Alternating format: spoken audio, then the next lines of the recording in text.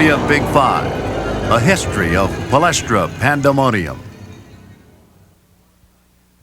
Before the Big Five was formed in 1955, basketball in Philly was already flying high.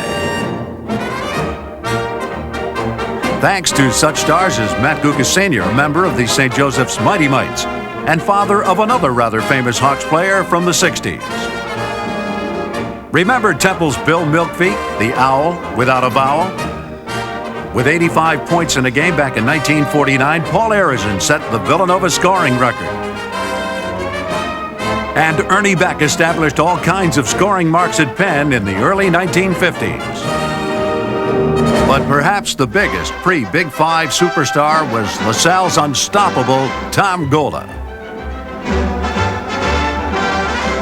The three-time All-American would go on to become a five-time All-Pro in the NBA, but not before helping LaSalle win the NIT championship in 1952 and an even bigger prize 2 years later.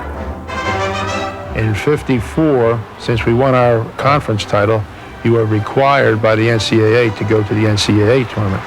LaSalle didn't just show up either, cruising through the tournament to find itself face-to-face with Bradley in the title game. Ken Leffler's Explorers, seen here in the dark uniforms, began their quest for a national championship on the defensive.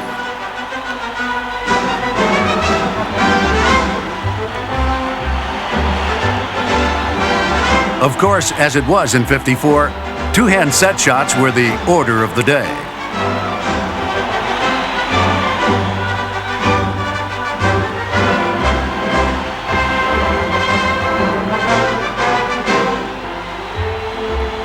LaSalle couldn't seem to get on track and trailed by one at the half. Leffler looked to Charlie Singley, Frank Blatcher, and of course, number 15, Tom Gola.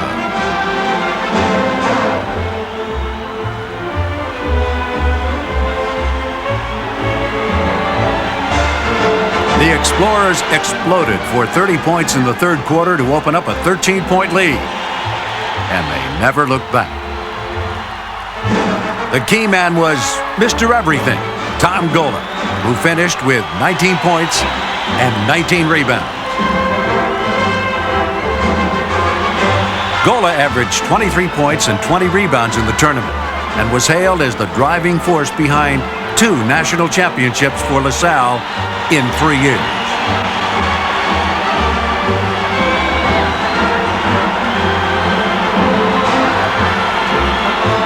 LaSalle carried its coach, the attention of the nation, and the championship trophy back to Philadelphia. You couldn't have asked for a better time to witness the birth of the Big Five. All the years that I was in college, we played against Temple and we played against St. Joe. And we would beat them or they would beat us. And you knew how you stood. But everybody always said, well, how do you think he would do against Villanova? Or how do you think he would do against Ernie Beck and Penn? And nobody ever knew. And the athletic directors just thought that why not get the 5 together instead of playing at 2 different sites? In 1955, they started the Big Five, which wasn't an official league. It was just made up of the 5 local colleges. Now all of a sudden you got these 5 schools, and very dissimilar schools, I mean, overall agreeing to play at the same place, take part in a program, share the profit, and it was something that hadn't been done anywhere in the country. People were somewhat skeptical about how it would succeed, but it got to the point that you knew these other players, you knew the other coaches, you knew their tendencies, you knew all the moves of players, and it became so intense, and it was great. And suddenly there was a huge rivalry going, and it happened in the first year. The first year it was formed, you had a team Temple that was going to the national tournament, national semifinals, and finished third in the national tournament. So there was an immediate sense of success. Success was nothing new for Temple, having won the first ever NIT tournament. But it was in the early days of the Big Five that the Owls really attracted some national attention. We had an outstanding year in '56. We went down to play Kentucky, and we defeated them. That was the first defeat that Kentucky had in their home court since they started playing. The Owls topped off that season with an appearance against Canisius in the NCAA Regional Finals. For a while there, it appeared the only thing Temple would win this day was the opening tap.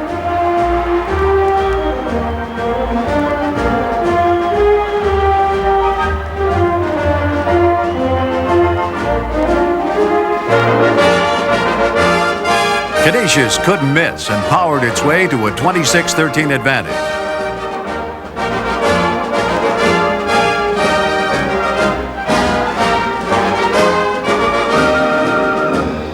But the gritty Owls hung tough behind number 5, Guy Rodgers, and his dynamic backcourt companion, number 6, Hal Lear.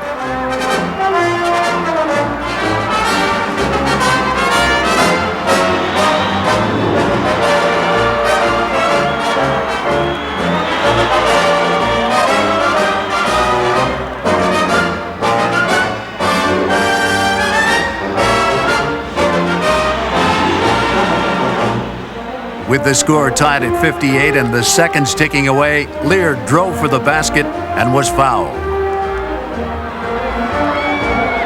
It was moments like this that helped give birth to the Palestra legend.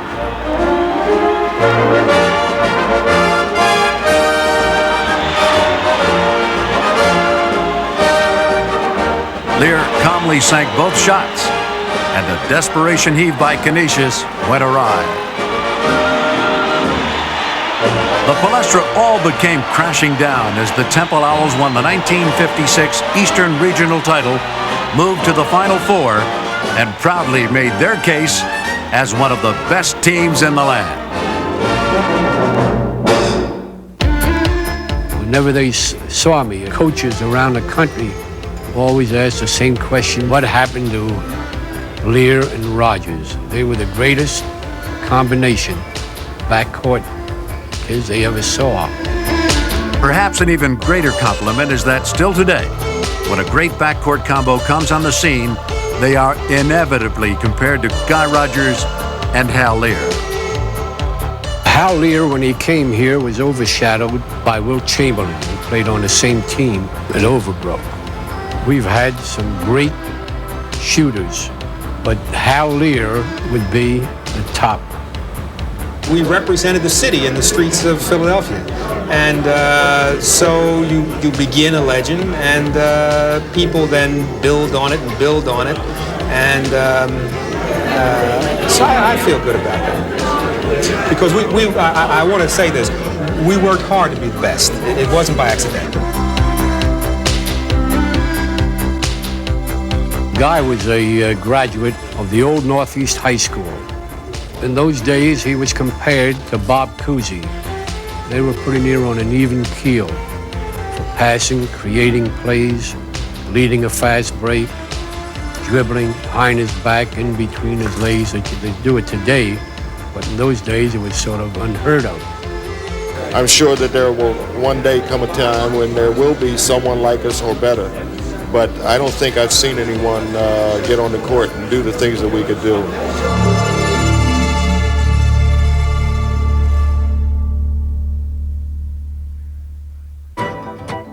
With Lear having graduated, Rodgers led the 58 team back to the Final Four, where they met Adolph Rupp's formidable Kentucky squad, led by All-American Johnny Cox in the semifinal game. We had some tremendous blue-collar workers. We had Jay Norman, we had Tink Van Patten, Hatzi Reinfeld, Danny Fleming, Joey Goldenberg, Mel Brodsky.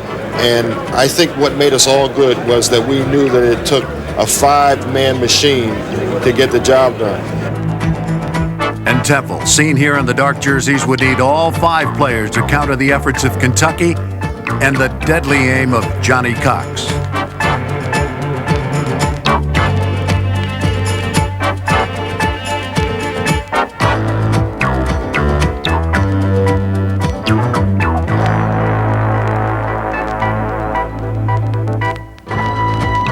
Kentucky appeared to have the edge before the partisan Louisville crowd, but Temple hung tough. The Owls trailed by 1 with seconds to go when disaster struck as Bill Pickles Kennedy lost the ball out of bounds. The irony of it is Kentucky won it, and they had to lick Seattle. And we had played Seattle at the Garden. We must have licked them at the Garden by 30 points. So if we could have gotten that first victory, who knows, maybe we would have been the NCAA championship team of 1958.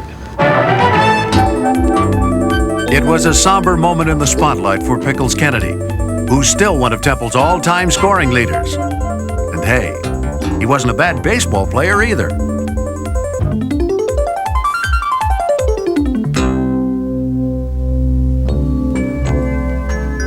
The torch of national prominence was picked up by St. Joseph's in the 1960s, when it won 5 Big Five titles and made 7 appearances in the NCAA tournament. This era of excellence coincided with the coaching brilliance of one Dr. Jack Ramsey. Ramsey's 1960-61 team was perhaps the best of a very good bunch.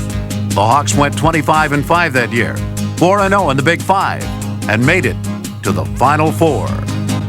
We were able to get players to come to St. Joseph's who were great competitors, who were great team players, so that no situation was beyond us. Number 44, Jack Egan, one of St. Joe's all-time leading rebounders, was also the Hawks' top scorer in the 1960 season.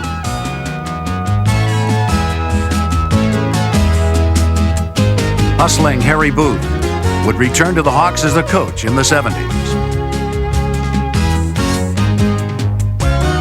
And when number 10, Bill Hoy, wasn't sinking him from the outside, he was making his mark as one of St. Joe's all-time assist leaders.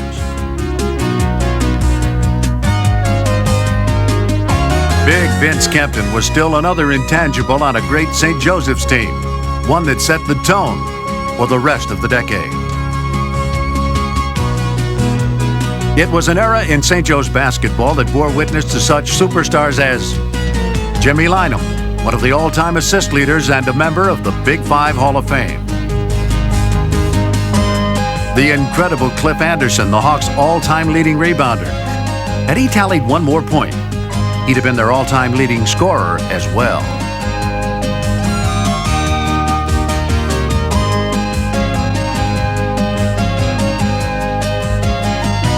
And of course, there's no forgetting Matty Gukas, who still looks back fondly on a simpler time. There was a certain attitude of the kind of players that were there that always wanted to play.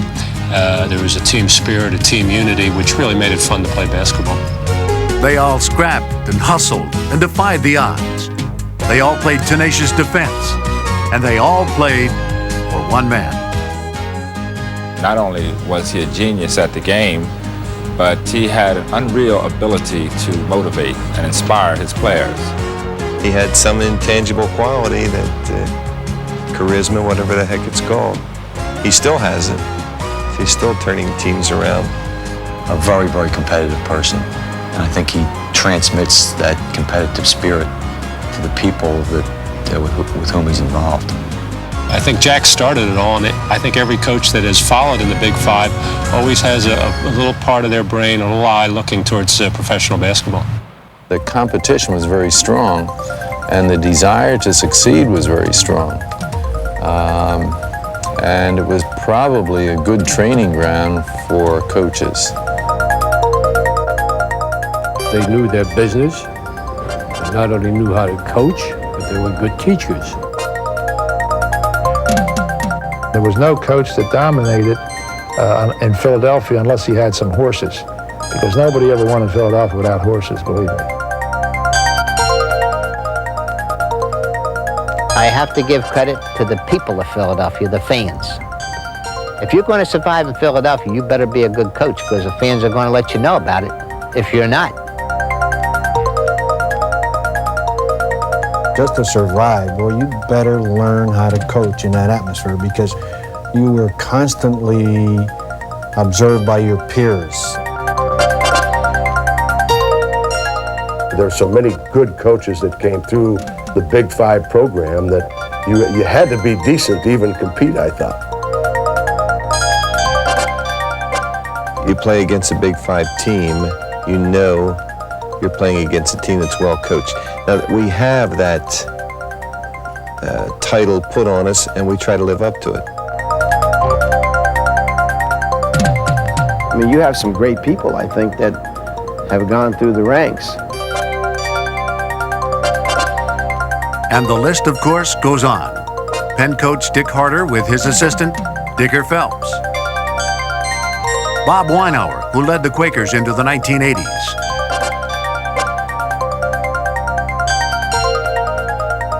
And Paul Westhead, who prevailed at LaSalle from 1970 to 1979. Two who started together were Chuck Daly and Rolly Massimino, who fondly recall their Big Five baptism. He asked me if I would like to be an assistant. I had never been an assistant. Now you got to understand Rolly. He doesn't go for spit. He is perhaps the tightest guy I know, maybe other than Billy Cunningham, who's one of his neighbors. I just thought it would be a great opportunity. I took a gigantic financial cut to make that move with 5 children. He took about a $5,000 or $6,000 cut to come with me as an assistant. And he was constantly complaining about the money factor. So therefore I made that commitment with a gigantic cut in pay, knowing hopefully that someday I would become a head coach. Our opening Big Five game was against Temple. We walked out of the locker room and underneath the stanchions of the baskets, and the place was completely full. And the place was jammed, sold out. I mean, it was standing room on standing room, really. They said, Rolly, it's worth $5,000 just to walk through these doldrums of the Palestra, and it was just, I mean, I almost shook. So we walk out in the arena and walk around the sidelines, and he's listening to the crowd, look around, he said, you know, it was worth the cut in pay. And I said, you know what, Chuck, you're probably right. The Palestra will do that to you. Built in the 1920s, one of the first great buildings constructed for the sport of basketball, it truly does possess a mystique. I thought it was perhaps the most difficult building to play in for an opponent that I have ever seen.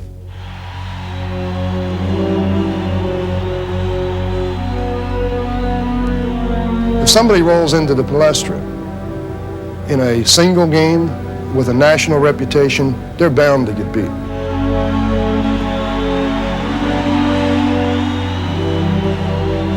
There's nothing like the Palestra when you've got 92-38 packed in, screaming fans, and the first basket scored, and one team just litters the floor with streamers.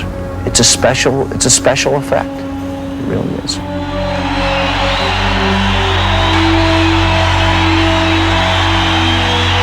has the smell of an old-time basketball arena, and the history gets to you the minute you walk in those front doors.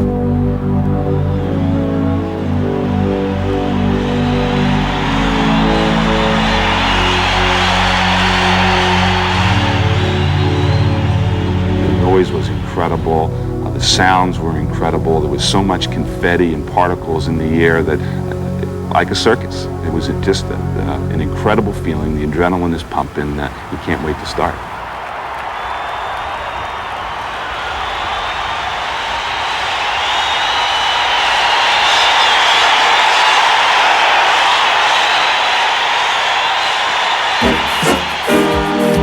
The Palestra has witnessed many a game, but none compare with the Villanova-St. Joe's matchup in 1965, as recalled by a voice from the Big Five past.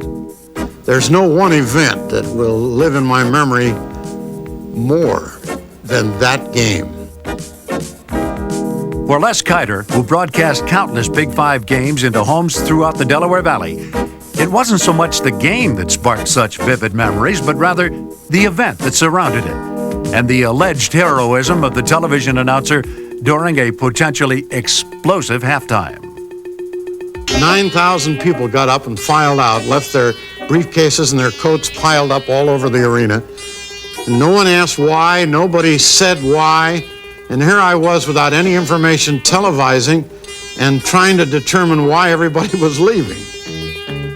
This particular Palestra pandemonium was the result of a phone call alleging that a bomb was about to go off. And I'll never forget the head officer looking up at me and saying, "Out! That goes for you. Get out!" And Toby DeLuca, my scorekeeper, sitting next to me, he started to get up. And I'll never forget saying, "Well, I guess we're leaving too." And the phone rang, and Tom Jones, our program director for WFIL TV6, in that very soft modulated voice, screamed on the phone, "Tell Les he's not going anywhere. Sit there and keep talking." So I said something brilliant like, "Well, you may see me go through that roof when the bomb goes off, but we'll stay here and describe it." Well, no bomb was found. Everyone returned and St. Joe's won the game. But the bomb scare game remains a part of Palestra folklore. And Les Kiter, its #1 folk hero. I received an award from the city council for my heroism, which didn't exist. I was there because I was told by the executives of WFIL to stay on the air, which I did. Well, some real-life basketball heroes have rolled into the Palestra over the years, like the Big O from Cincinnati, Oscar Robertson. You might not recognize him without his helmet, but how about this big guy from Syracuse, Jim Brown? West Virginia's Jerry West graced the Palestra in the late 50s. As did Notre Dame's Adrian Dantley, visiting Player of the Year 1974-75. Miami's Rick Barry displayed his special talents, along with the distinguished one from Princeton, Bill Bradley. With 52 points, Niagara's Calvin Murphy holds the Palestra scoring record. And Philly fans even got an early look at Dr. J.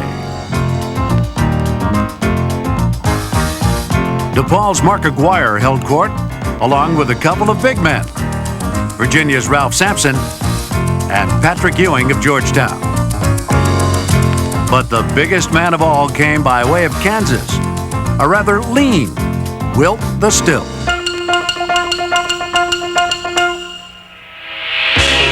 Come the late 1960s, Temple was back in the national spotlight.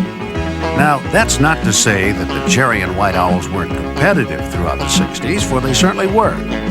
But at the close of the 1968-69 season, the boys from Broad Street gave their fans a special thrill. The site was New York City, the NIT Finals, where the Boston College Eagles ran into Temple, led by Captain Johnny Baum. We were considered the underdog in all the games, all 4 games at the Garden. We felt that we had the best coach in basketball. We were well prepared for the game, and we went into the game thinking that we were going to win and defeat the odds. The Bob Cousy coached Eagles showed why they were favored, pulling out to a first-half lead.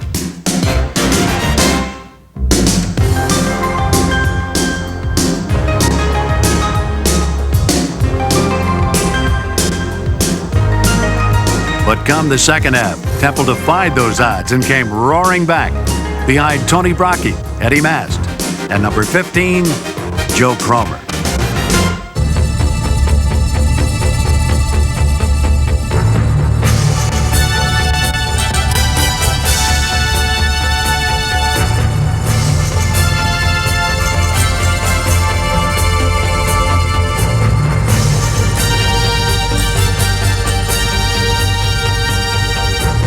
The underdogs had gained control of the game, thanks in great part to the drive and determination of Captain Johnny Baum. If I'm considered the underdog, I'm going to work very hard to prove you wrong. I was a driven force. And as captain of the team, and I think because the team was so close, the guys felt the same way. So not only did they have a driven individual, but they had an entire team that was driven to succeed.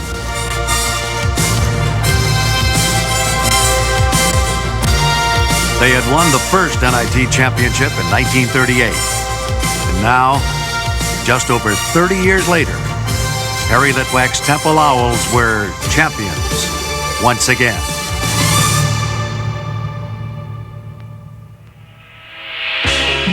Although Temple won the NIT in 1969, it wasn't the best team in Philadelphia that year. That honor would have to go to the LaSalle Explorers, and was acknowledged by those who had a front row view. My last year in '69, LaSalle had, I think I might have to say, possibly the best team in the country. The problem was probation.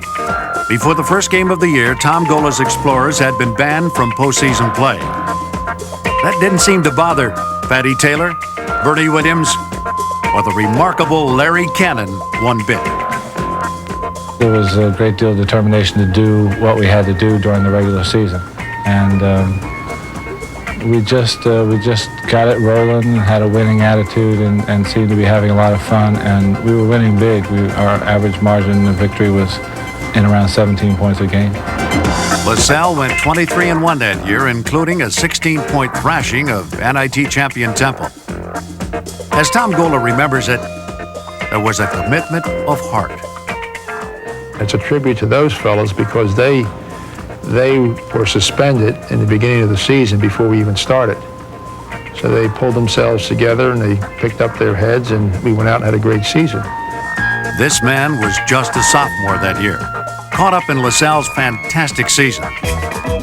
But 1 year later, Ken Durrett established himself as a Big Five Hall of Famer. He averaged more than 23 points a game in his career, including a spectacular senior year when he scored 27 a game. For 3 straight years, Ken Durrett led LaSalle in rebounding. Simply put, there was nothing on a basketball court Durrett could not do very well.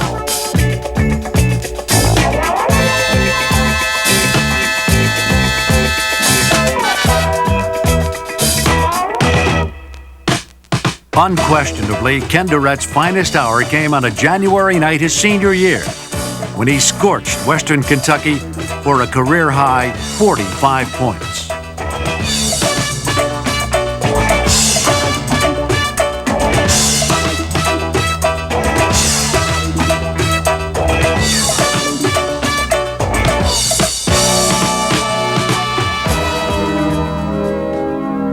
But 3 weeks later, against Canisius, Ken Durrett came face to face with the only thing that could possibly neutralize his greatness.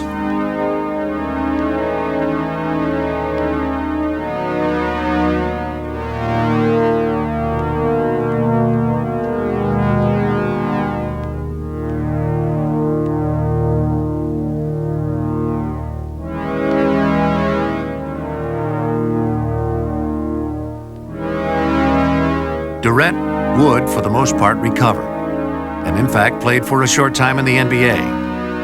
But the magic that played on the Palestra stage was gone forever.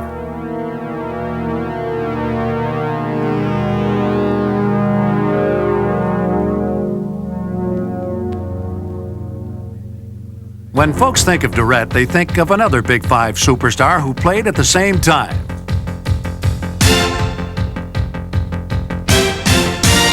Villanova's Howard Porter, 5th leading scorer in the history of the Big Five.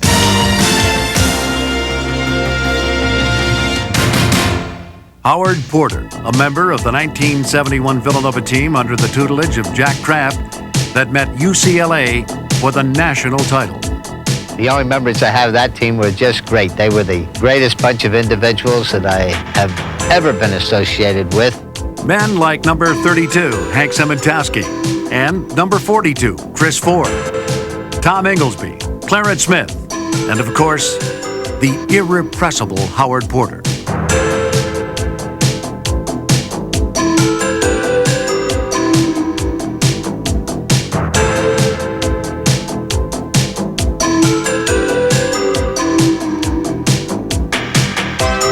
The Wildcats began their trip to the Final Four at the Palestra, where they dominated the dark-jerseyed St. Joseph's Hawks and registered an 18-point victory.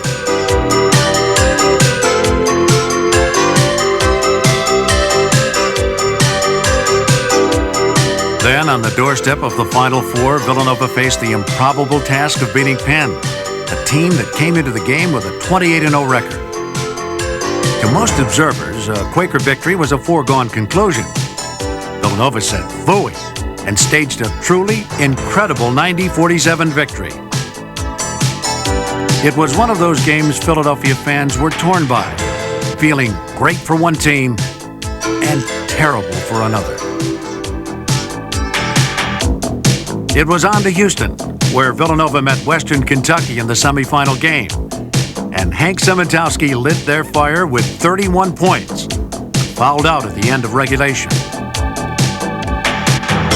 Overtime, not one, but two. Still, the Wildcats would not surrender and rode the talents of Chris Ford and Howard Porter into the NCAA championship game against UCLA.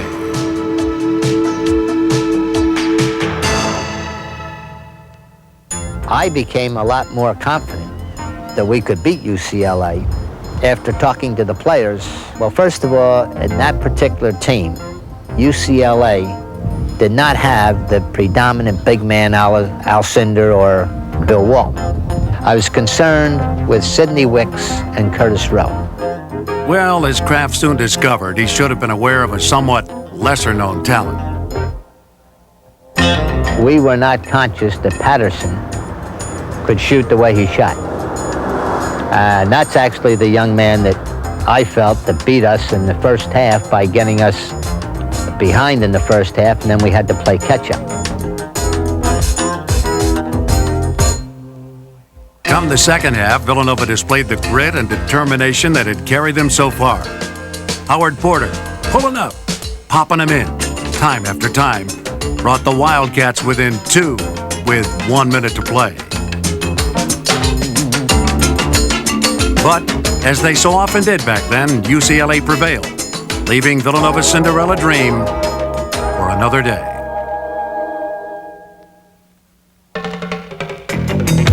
Although Villanova beat Penn in 1971, the 70s were still a magnificent decade for the Quakers, beginning with the coaching brilliance of Dick Harter.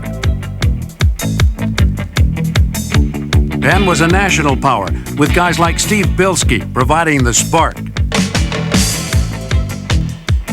Number 3, Dave Wohl, was the perfect floor general, and there was always Bilski with the impossible shot.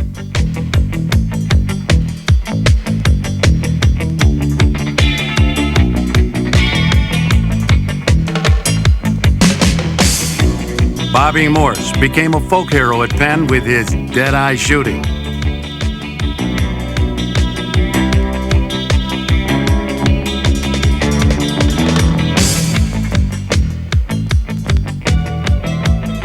And there is no forgetting the magnificence of Corky Calhoun, the 1972 Big Five Player of the Year.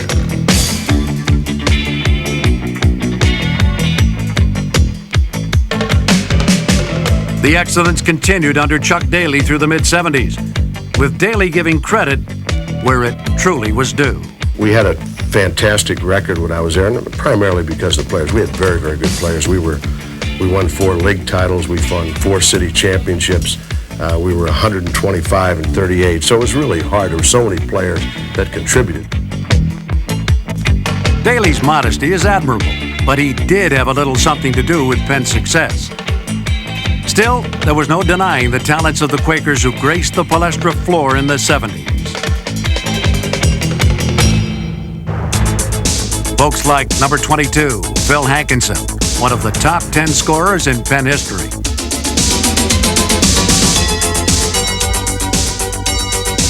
By 1974, number 14, Ron Hagler, was in his prime. The exploits of Hagler will long be remembered at Penn, in a year that saw the Big Five at its combative best.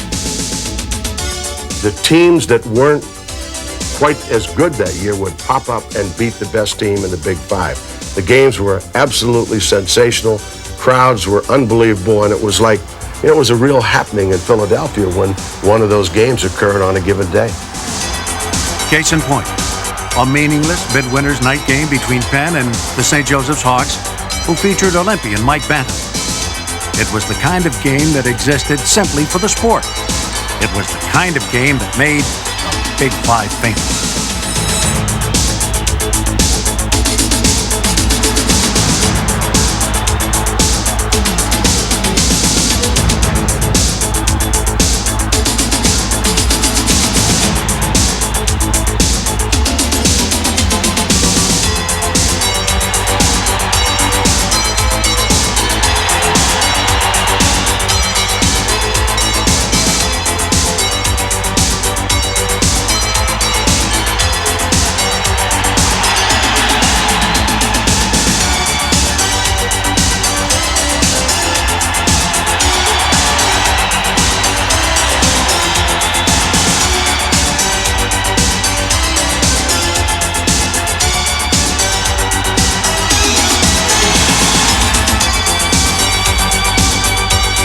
white bantam sank this turnaround jumper, it appeared St. Joe's was on its way to victory, as Penn would miss its final shot.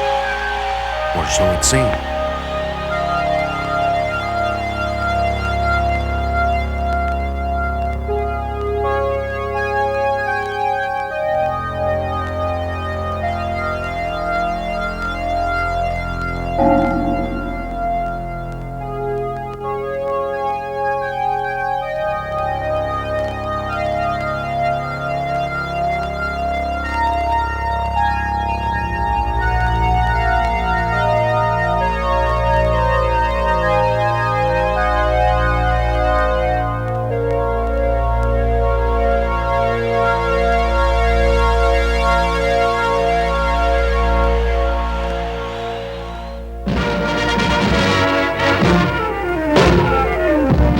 There was a rising young star on the basketball horizon a few years ago in Philadelphia. He was Wilt Chamberlain, nearly 7 feet tall even then, who was the most remarkable high school hoop player ever to come on the scene.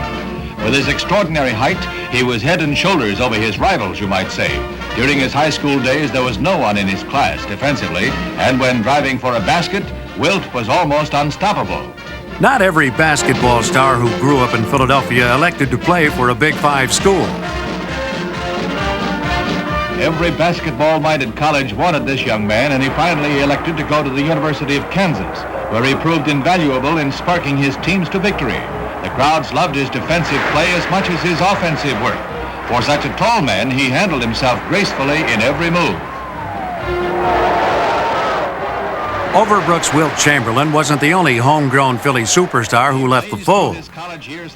You may recall that John Bartram's Earl the Pearl Monroe went on to Winston-Salem State. Walt Hazzard was another. Following his high school days at Overbrook, he hazarded his fortunes at UCLA. And you might say it paid off handsomely. More recently, West Philly's Gene Banks passed by the Big Five in favor of Duke. But come the late 70s, a change of attitude was detected, and one man's decision seemed to turn the tide. Michael Brooks' decision to stay in Philadelphia got the Big Five into early adulthood.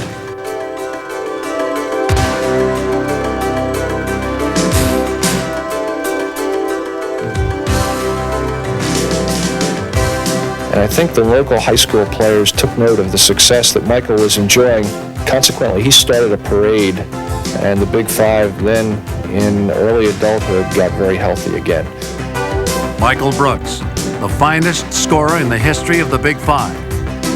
With more than 2,600 points, he still sits majestically among the top 10 NCAA scorers of all time. 94-94. Brooks is there. He's got 47 points. With that basket, that's a new school record for Michael Brooks, surpassing the 45 points by Ken Durrett. Michael Brooks, hometown boy makes good in the Big Five.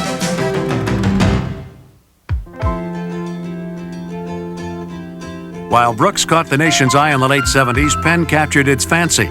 Ivy League champs 8 of the last 10 years, the Quakers pulled off a miracle in the NCAA regional semifinals against third-ranked UNC. Beautiful day to be indoors, I know. Why don't you just take the radio and go outside and sit down, enjoy the sunshine. We'll bring it right to you, wherever you are. Bradley to Colescott, top of the circle. Dave moving to the left, off to Al Wood. Jumper from the left to Al Wood. One dribble, now to Smith on the right side. To Willis. He'll fire left-handed out of the right corner. No good off the rim. Dudley Bradley had a hand on it. Al Wood picks it up. Here come the Tar Heels. Long lead pass to O'Corin. Layup is good. Alley-oop to O'Corin. Colescott. Back it comes now to Wood. Wood left to the circle. Tried to get it to Colescott. Taken away by Salters. Salters for the layup. It's 33-32. 34-34. Butko to O'Corin. 4-3. O'Corin on the drive. Away to Virgil for the dunk. Just as the horn goes. So as the teams go to the dressing room, the Tar Heels use that final 6 seconds to perfection and go to the locker room up by 2. Back to Bradley. Jumper out of the right corner. Bounded away. No good. High. O'Corin on the tap in. Al Wood in one step. Jumper left of the lane. Wouldn't go and then does go. Oh, it was... Price comes back to Hall. Jumper 20 feet, top of the circle. No good. White's there to follow up. Side to Smith. Smith in one dribble, almost knocked away. Smith recovered, got it to Price. He lays it up, scores. To Yoniker. Jumper, left baseline. No good. Al Wood tried to follow up, but it's lost to Penn. Hall picks it up. Penn can tie. Here's Hall, top of the circle. Bounce pass over to Smith on the right. Smith well out against Wood. Tar Heels are man-to-man. Here's Smith driving. Yoniker's there. Layup is good. Penn controlling. Price right wing. Jumper's up. Penn leads 50-48. Here's Hall on the drive. Dumps it off to Price. Price moving in against Butko. Scores, and he's blocked. Tar Heels are down by 5. They face their biggest deficit of the ball game. O'Corin trying to penetrate. Back to Wood. Goes over to Dudley Bradley. Bradley inside to Butko. Tried to lay it up. Blocked. O'Corin follows up. Scores, and is fouled. Dudley Bradley's moved out on Willis. Comes now to Price. Bradley knocks it away. Picked up by Cole Scott. Here come the Tar Heels quickly front court. Cole Scott to O'Corin in the right corner. Back to Cole Scott. Jumpers up. Off the front of the rim. No good. Price down with a rebound. 39 seconds remaining. Lead pass to Salters. He got free. Al Wood trying to catch up. It's good, and he's fouled. Wood ran it. 1 second remaining. Penn will try to stay away from the Tar Heels. Yoniker will inbound the ball. Long pass. Caught by Butko. Put up and in. There's the horn. Carolina had no timeout. No time to call a timeout. So Butko gets the basket, but Carolina cannot get the clock stopped with a timeout. It's all over. And North Carolina, the nation's number 3 team, one of the favorites in the East, has been upset as the Tar Heels fall to the Quakers of Pennsylvania by 1. It happened again in 1981 to Ray Meyer's number 1 ranked DePaul team early in the NCAA tournament. Jimmy Lanham's St. Joseph's Hawks in crimson and gray were thought to be no match against the acrobatics of Mark Aguirre and Terry Cummings. For the Hawks to win would be fantasy. But sometimes dreams come true. Dillard misses the free throw. Ball hits and goes toward the corner. And Brian Warwick gets the ball. The Hawks countered DePaul's strength by playing a slow-down game, working, waiting for the best shot. DePaul seemed frustrated by the methodical, patient approach by these upstarts from Philadelphia. But Lynham's strategy worked perfectly, and St. Joe's trailed by 1 at the half. They came to pressure Warwick. He was a very, very good ball handler. And he made 2 dribble moves in the backcourt. Early in the second half, DePaul began to flex the muscle that had earned it the number 1 ranking in the country. After all, this was tournament time, and only in dreams could a team from St. Joe's dispose of them in the second round. And then as he went by the 2 of them, he looked up the court and threw the ball ahead to a player who was open. He kind of caught the ball and put it in the shooting position. But the Hawk will never die. St. Joseph's played with a second-half fever that could not be tempered, snatching balls from the sky, matching the Blue Demons basket for basket, and in the final seconds, pulling to within 1. It was time for the dream to run its course. At the moment, Gary, word comes to us that UCLA has cut Brigham Young's lead to 12 points now in the second half. 50-46. Oh, my, look at this. St. Joseph's has the ball back. 7 seconds. Look at this. Look at this. They win. Oh, St. Joseph's wins. Unbelievable. I've seen it all. St. Joseph's of Philadelphia has just scored one of the most dramatic victories in the history of the NCAA basketball playoff. They have upset the number 1 ranked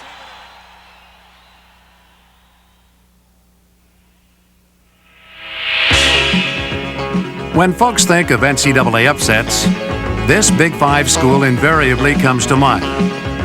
What the Villanova Wildcats accomplished in 1985 was a glorious moment for any sports fan, but especially for those who had passed the Villanova way before. Men like Hubie White, who excelled for the Wildcats in the early 60s. Number 24, Wally Jones, who became a favorite on the 76ers. Big number 50, Jim Washington.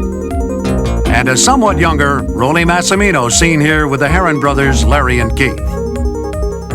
John Pannone, and a man who got to share in the '85 miracle, Jake. Villanova probably epitomized the Cinderella story as well as any team that's been in the NCAA tournament for quite some time, and that includes North Carolina State because they were never favored in any game. For Villanova, the 1984-85 regular season had been unspectacular at best. Massimino had seen a fast start degenerate into a series of puzzling losses, primarily to other teams from the Big East. The low point, a regular season-ending 23-point embarrassment against Pittsburgh.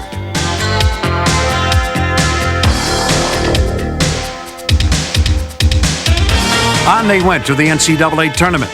Harold Jensen, Ed Pinckney, Harold Presley, Dwight Wilbur, Gary and Dwayne McClain. Down they went, one by one. Dayton, Michigan, Maryland, North Carolina, Memphis State. All that remained was Patrick Ewing, the Georgetown Hoyas, the championship game.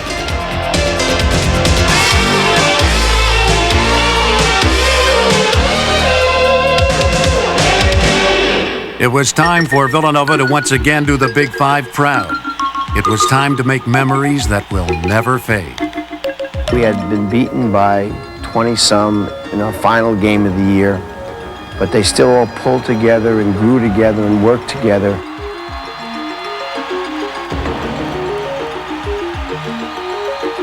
I kind of felt that once we beat Memphis State, destiny was in order.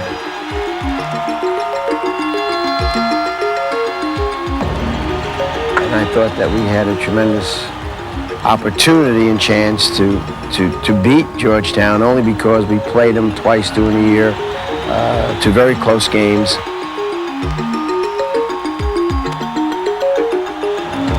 We didn't make any gigantic X's and O changes, as much as a commitment to something that was so special.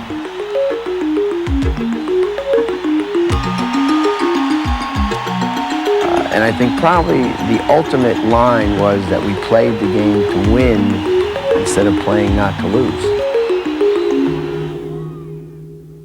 Live from Madison Square Garden, New York City, it's the championship game of the 50th annual National Invitation Tournament. And so we find ourselves up to date with the Big Five that, now in its fourth decade, seems destined to continue its tradition of excellence. Take, for instance, the LaSalle Explorers, who thrilled their fans in 1987 by advancing to the NIT Finals. John Chaney's Temple Owls were one of the nation's top-ranked teams, and Nate Blackwell was a superstar. Nate perhaps represents one of the very best lead guards in the country because he's a floor player. He is also a player that must use his head to win basketball games and not necessarily his scoring prowess because it's not always there. With 25 or more victories in each of his last 4 seasons, Chaney has certainly instilled a consistent winning tradition in the cherry and white. Gentlemen like Bruce Lefkowitz enabled the Pennsylvania Quakers to win their 26th Ivy League championship in '87. No other Ivy League team comes close. At St. Joseph's, former player Jim Boyle has his team hustling and scrapping in a manner that, like the hawk, will never die. In 6 seasons at St. Joseph's, Boyle's teams have fashioned 6 winning records. It doesn't appear that's going to change. For all these teams, the dream of doing what Villanova accomplished most recently is never far away. For if we've learned nothing else from the images of the past, it's that new dreams and memories are born every year in this, the most remarkable of basketball conferences in both spirit and reality, the Big Five.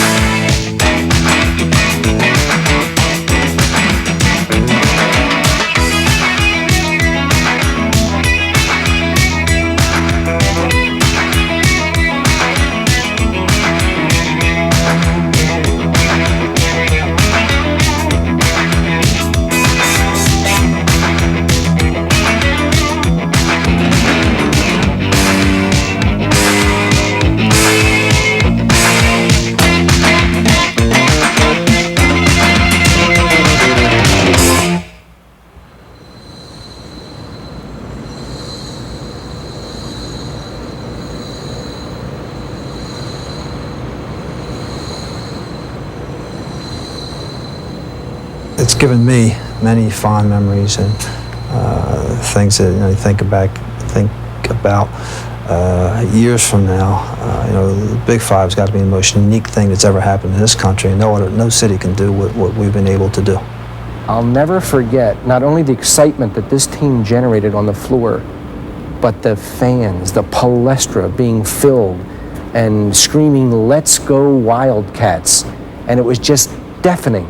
When I coached, winning the Big Five championship meant more to me than winning the NCAA championship. Well, as I said, I think that all of the schools should continue to play each other at least once a year. And I don't care where it is. It could be in some alley, on some golf course, or wherever, but just so they keep the competition up. The players developed an identity from playing in the Big Five, and people maybe on the outside did not really know that they weren't just good, they became great. And they got great from being motivated as they were to play against each other. But when we got out on the floor, the game preparation was not as absolute because there was something different. It was a Big Five game.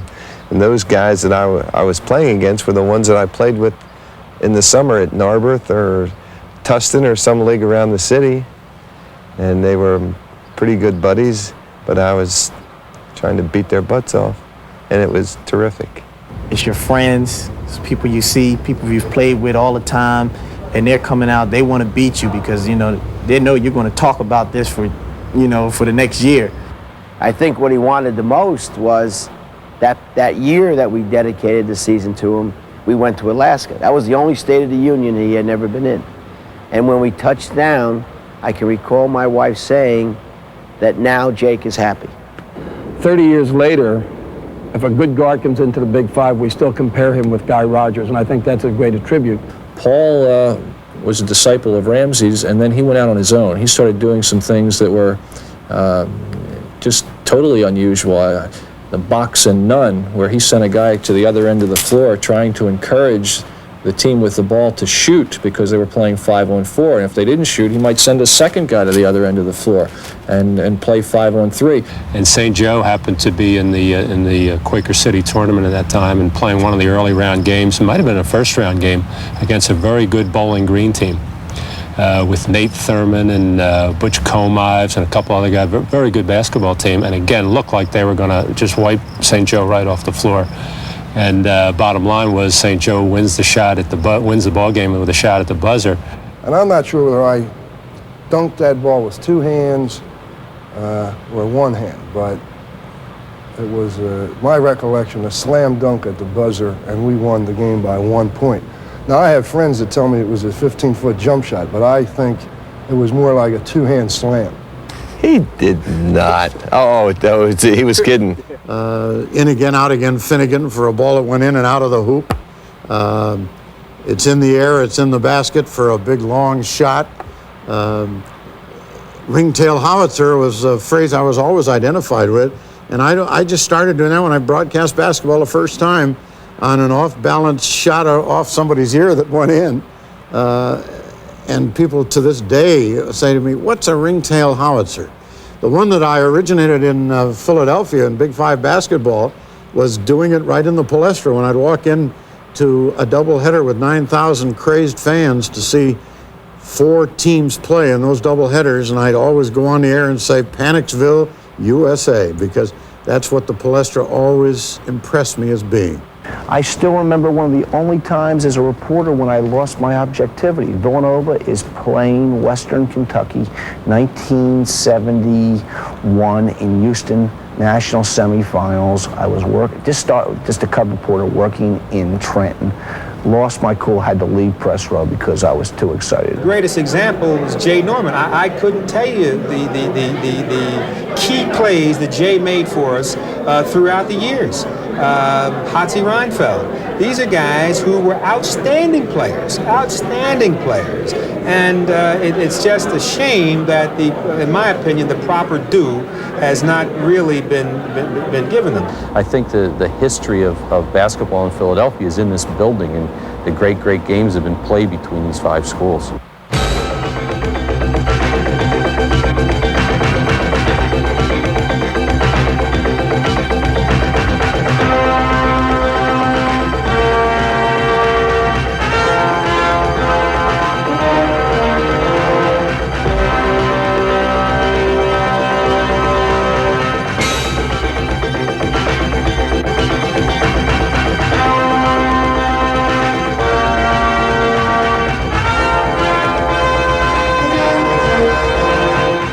This has been a presentation of Halcyon Days Productions.